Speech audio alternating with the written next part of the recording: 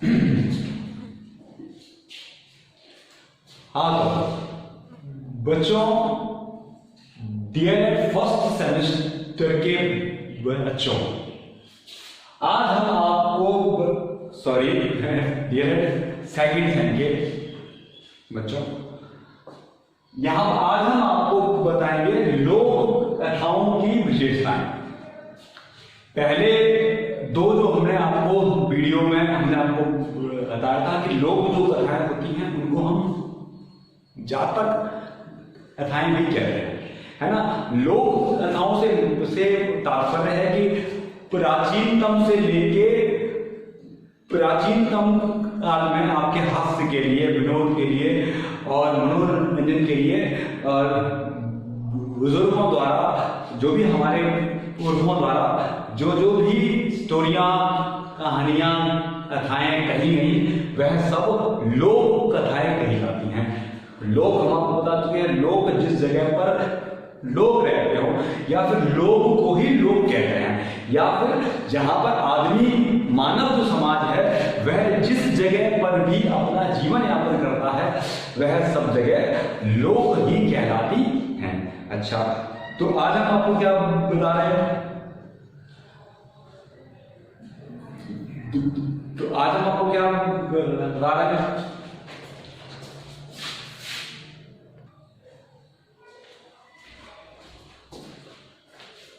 हाँ, तो हम आपको बता रहे थे कि लोक कथाओं की क्या विशेषताएं होती हैं। अच्छा, पहली जो विशेषताएं होती हैं लोक कथाओं की, तो हमको मालूम पड़ता है कि प्रेम का अलौकिक टूट आपको इसमें देखने को मिलता है। मतलब कहने का तात्पर्य है कि हम जितनी भी लोक कथाओं को पढ़ते जाते हैं तो उन लोक कथाओं में हमको मानवों के बीच में, जानवरों के बीच में उपस्थित जितना भी प्रेम होता है वह हमें एक बहुत ही अच्छे, बेहतरीन एक अपने उसमें व्यवहार में वो हमको दिखाई पड़ता है। तो इसकी पहली विशेषता तो हुई ये। अच्छा, दूसरी बात है अश्लीलता और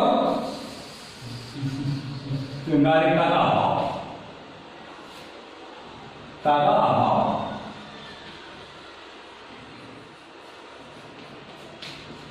दूसरी जो इसकी विशेषता है कि अश्लीलता जो होती है, मतलब हम ये कई बार हम कई फिल्मों को देख लेते हैं, कई सारी वस्तुओं को देखते हैं, तो हमें क्या बनता है कि उनमें थोड़ी बहुत जो है नायक और नायिका के बीच की अश्लील बातों का और प्रेम और आपका श्रृंगार का भी एक पुट डाला जाता है, ताकि वह जो भी व्यक्ति उन लोक कथाओं को देख रहा है या अपने कानों से उनको महसूस कर रहा है, सुन रहा है, तो वह उसमें क्या है कि कोई भी ऐसी वस्तु ना हो जो कि मानव समाज और मानव जीवन में कोई भी भेदभाव पैदा करती हो। तो ये क्या है कि चूंकि लोग कथाएं क्या होती है कि मानव के ही बीच की होती है, तो वहां पर हमको श्लीलता और प्रेम भरी बातों का थोड़ा सा अभाव उसमें देखने को मिलता है।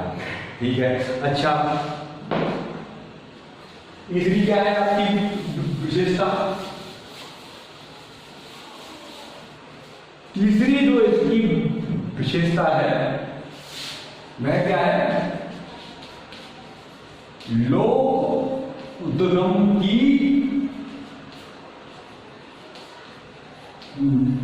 लालसा। लोक उद्गम की लालसा और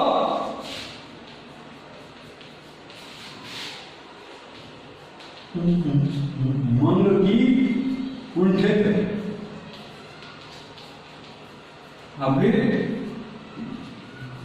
व्यक्ति, ये आपकी क्या है? लोक उद्गम की लालसा से मतलब है कि ये जो मानवों ने जो अपना ये जो लोक बनाया है, ये और कैसे विकसित हो, या फिर मानव के भीतर की जो उमंगें हैं, ये आप भी जानते हैं कि मनुष्य के मन की जो इच्छाएं होती हैं उनकी कोई एक सीमा नहीं होती है। तो क्या होता है, मनुष्य बहुत कुछ इस पृथ्वी से, इस दुनिया से, सामने वाले से, पीछे वाले से बहुत कुछ वो व्यक्ति चाहता है, लेकिन क्या है, जब वह इच्छाएं पूरी नहीं होती हैं तो वह मन के भीतर ही भीतर एकत्रित होते ही हैं और फिर वह बाद में एक विस्तृत रूप लेती हैं। तो क्या है कि लोक मतलब की लालसा, पहला आपका जो लोक है वह विकसित हो, और दूसरा आपके मन के जो विचार हैं, जो कि दबी हुई भावनाएं हैं, दमित भावनाएं हैं, वह इन लोक कथाओं के माध्यम से व्यक्ति तक पहुंचाई जाती हैं। अच्छा, तो ऐसा क्या है, मानव की मूल वृत्तियों पर ध्यान। अच्छा, क्या है, चौथी विशेषता है कि व्यक्ति आपका जो होता है वह जिस परिवार, जिस वंश में पैदा हुआ है, वहां की भी कुछ परंपराएं और कुछ धारणाएं व्यक्ति के अंदर मौजूद होती हैं। तो क्या है कि मानव की मूल वृत्तियों को, है ना, और लोक गाथाओं के माध्यम से, मतलब हमारे भीतर की जो मूल इच्छाएं हैं, मूल आकांक्षाएं हैं, उनको हम क्या करते हैं, लोक गाथाओं का सहारा ले करके हम उनको, अपना जो समाज है उसमें विस्तृत रूप से उनको दिखाते हैं। ठीक है, ये आपकी रही चौथी विशेषता। पांचवी विशेषता है मानव की जिजीविषा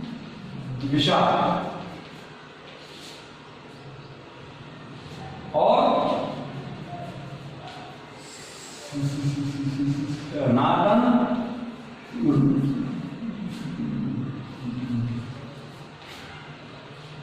अच्छा, ये क्या है, जिजीविषा से मतलब होता है कि मनुष्य के लास्ट तक जीवन जीने की जितनी भी इच्छाएं होती हैं वह सब जिजीविषा में आती हैं। पहली बात, चूंकि भारत हमारा एक हिंदू, एक हमारा देश है, पहले भी 5000 वर्ष पूर्व की इसकी सभ्यता है, संस्कृति है, तो वह क्या है कि हमारी इस संपूर्ण संस्कृति और सभ्यता का जो रूप है, आपका सनातन रूप, हम इन लोक कथाओं के माध्यम से मानव जीवन की जीविका और अपनी प्राचीनतम सभ्यता और संस्कृति को भी अगर हम बचा पाते हैं तो वह भी लोक कथाओं के माध्यम से ही बचा पाते हैं। अच्छा, विशेषता नंबर आपकी आती है 6। ये आपकी जितनी भी लोक कथाएं होती हैं आपके रहस्य और आपकी रोमांच से भरी हुई होती है ना। मतलब आप कोई भी कहानी आप अगर सुनते हो लोक कथा में तो आप उनमें देखते हो राक्षस होते हैं, दैत्य होते हैं, जादू वाले होते हैं, और एक के बाद एक कहानी के अंदर एक कहानी, एक कहानी के अंदर और एक कहानी, और एक अंदर कहानी के अंदर और कहानी, तह कहानी के भीतर तह कहानी, और कहानी के बाद में ये दूसरे पॉइंट पर क्या होगा, तीसरे पॉइंट पर क्या होगा, चौथे पॉइंट पर क्या होगा।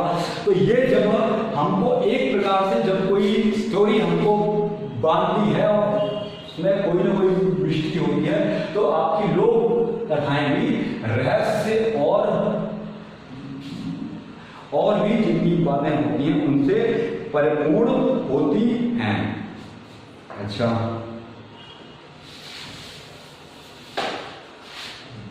विशेषता नंबर आपकी है 7 आपकी, ये आपकी लोक कथाएं आप लोग की सुहान, ये आप लोग जानते हैं पश्चिमी साहित्य में हम पढ़ते हैं, वेस्टर्न साहित्य में हम विलियम शेक्सपियर को पढ़ें, दूसरे और भी आपके नाटककार हैं उनको अगर हम पढ़ें तो हमको मालूम पड़ती है कि जो पश्चिम के जो नाटक जो होते हैं वह आपके कैसे होते हैं, दुहान होते हैं। मतलब वहां पर जो होगा कहानी का, जब हम वो कहानी क्या कहा जाए इसको, जो कह सकते हैं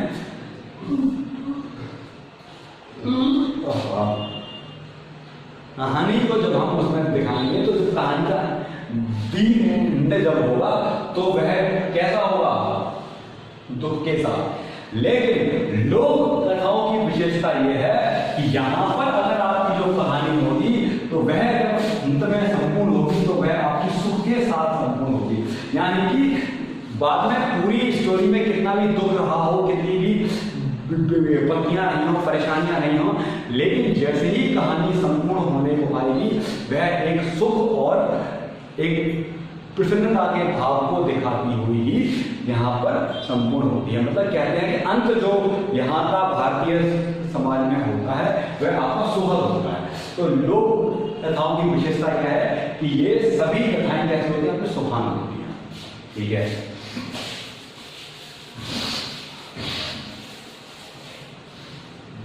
विशेषता आपकी आती है 8। ये आपकी क्या कहती है कि यहां पर इन लोक कथाओं में उत्सुकता की भावना बनी रहती है। मतलब जब भी हम किसी लोक कथा को सुनते हैं तब इसके बाद क्या होगा, कहानी कैसे कैसे आगे बढ़ेगी, यह एक भाव हमारे मन में होता है और हम उसके बाद की बातों को जानने के लिए बहुत ही ज्यादा बेचैन होते हैं। तो यह जो उत्सुकता की भावना होती है यह भी हमको लोक कथाओं में ही देखने को मिलती। अच्छा, फिर क्या है आपका वर्णन की स्वाभाविकता। स्वाभाविकता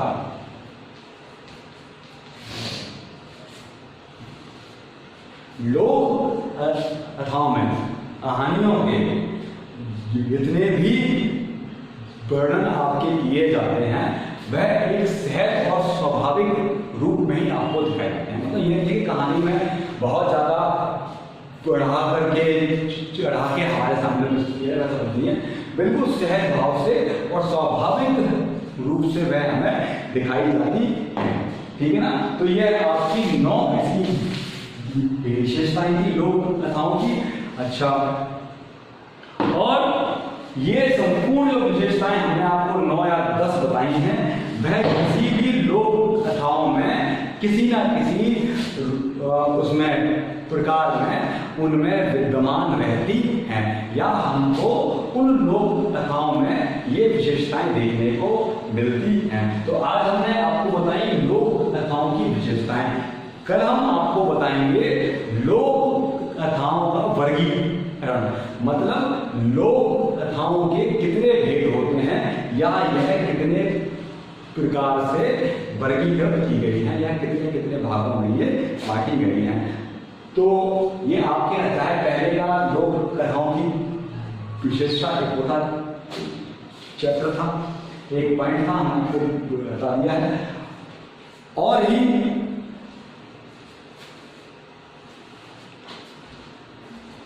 वर्णन की स्वाभाविकता या कहा जाए तो हमें लोक कथाओं में अब हम बात करते हैं इसके वर्गीकरण की।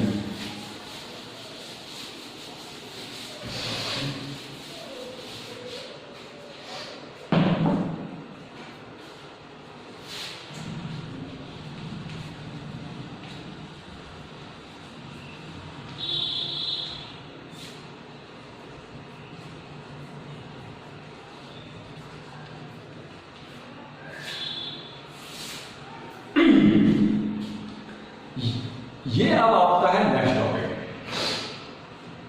ये क्या कहता है कि लोक कथाओं को जब हम बांटते हैं कई प्रकार से भिन्न भिन्न उसमें, तब हमको कई सारी दिक्कतों का भी सामना करना पड़ता है। है ना। चूंकि कौन कौन सी हैं दिक्कतें हैं?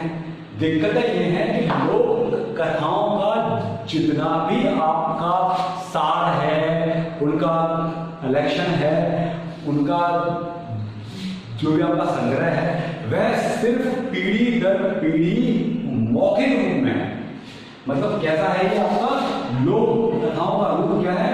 मौखिक रूप है। और जब कोई चीज मौखिक रूप में कहीं तक पहुंचाई जाती है तब वह जाति तो वन पॉइंट को लेकर है, लेकिन पहुंचते पहुंचते उसमें कई पॉइंट, जितने मुंह उतनी सारी बातें, है ना। ये भी एक लोकोक्ति एक बोली गई है, कहावत कही गई है कि जितने मुंह उतनी बातें। तो जो बेस जो है उसका, हमको जिस मूल भाव में लोक कथा मिली थी, वह हमको जब हम तक पहुंचती है तब उसका मूल भाव से घट करके लोग अपनी अपनी ओर से उसमें तरह तरह के संवाद, तरह तरह के उसमें आइडिया अपने जोड़ते जाते हैं, और उसका बेस जो उसका भाव था वह सामान्य तौर पर वो तक नहीं पहुंच पाता। और चूंकि लोक कथाओं का कोई प्रामाणिक संग्रह नहीं है,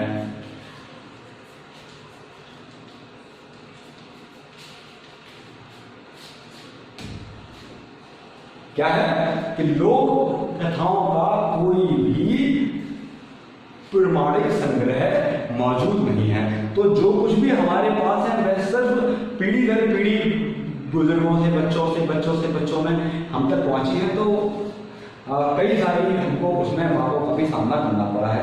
तो जब हम लोक कथाओं को वर्गीकृत करते हैं तो बहुत सारे हिंदी साहित्य के मूर्धन्य विद्वानों ने कई प्रकार से वर्गीकरण में इनको दिया है, डाला है, और जो कि तह तरह से तक पहुंचते हैं।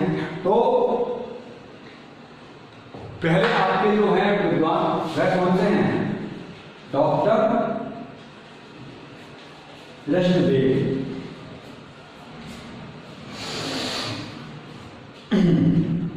उपाध्याय,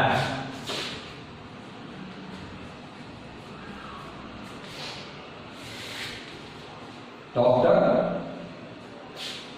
कृष्णदेव उपाध्याय जी कहते हैं, डॉक्टर कृष्णदेव साहब ने लोक कथाओं को 6 भागों में बांटा। कितने में? 6 भागों में डॉक्टर कृष्णदेव उपाध्याय जी ने लोक कथाओं को बांट दिया है। कोई आपसे अगर वस्तुनिष्ठ में प्रश्न पूछ बैठे कि लोक कथाओं को कितने भागों में बांटा गया है डॉक्टर कृष्णदेव जी के द्वारा, तब आपको कहना है कि यह 6 भागों में बांटा गया है। पहला आपका भाग क्या है? पहला आपका जो भाग है वह क्या है? डॉक्टर कृष्णदेव जी के द्वारा पहला है उपदेश कथा।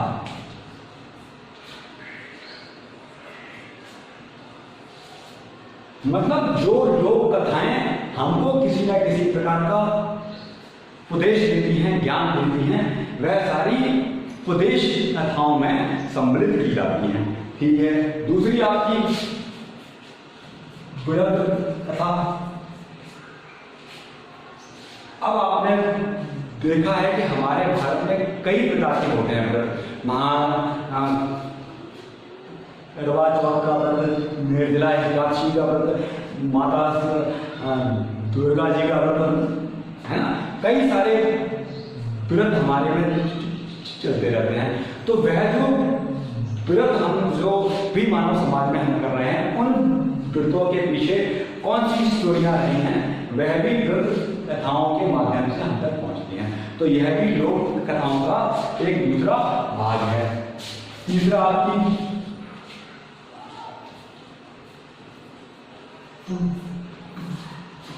प्रेम आपकी कथाएं। अब प्राचीन काल में जो भी हमारे महापुरुषों में प्रेम की जितनी भी कहानियां देखने को मिलती हैं, उनका जो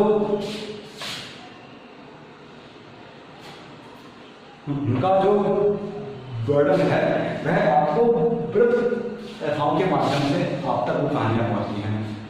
प्रेम कथाओं में आपकी जो कहानियां आती है लैला मजनू की, नल और दमयंती की, ढोला मारू की, जितनी भी प्रेम संबंधी कथाएं हैं जिनको आप लोग गाथाओं में सुनते हैं वह सब प्रेम कथाओं के माध्यम से हम तक पहुंचती हैं। अच्छा, चौथी बात ये है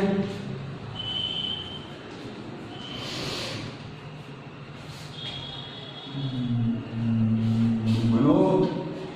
अच्छा, बहुत सी क्या है, बहुत सी कहानियां सिर्फ मनुष्य का एंटरटेनमेंट करने के लिए ठीक भी बनाई गई, ताकि उनको बोल करके मनुष्य में हास्य परिहास हो, वह प्रसन्नता का भाव ले, तो वह सारी कथाएं आपकी मनोरंजन के अंदर आती हैं।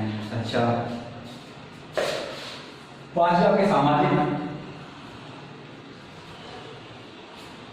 कथाएं।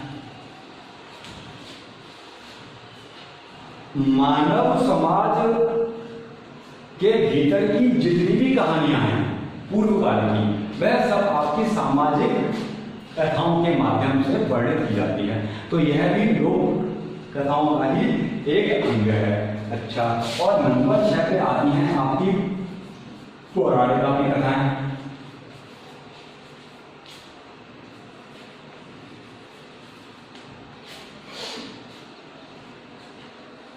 ये आपको भारतीय संस्कृति में पुराणों की संख्या बताई गई है 24।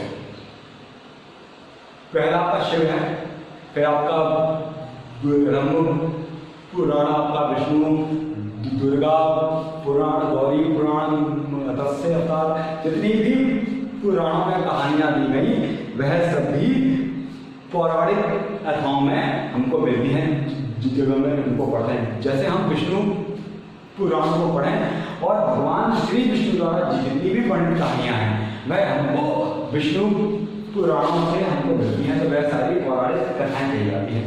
तो यह तो थी आपकी डॉक्टर कृष्णदेव जी के द्वारा वर्गीकृत लोक कथाओं का वर्गीकरण, ठीक है ना।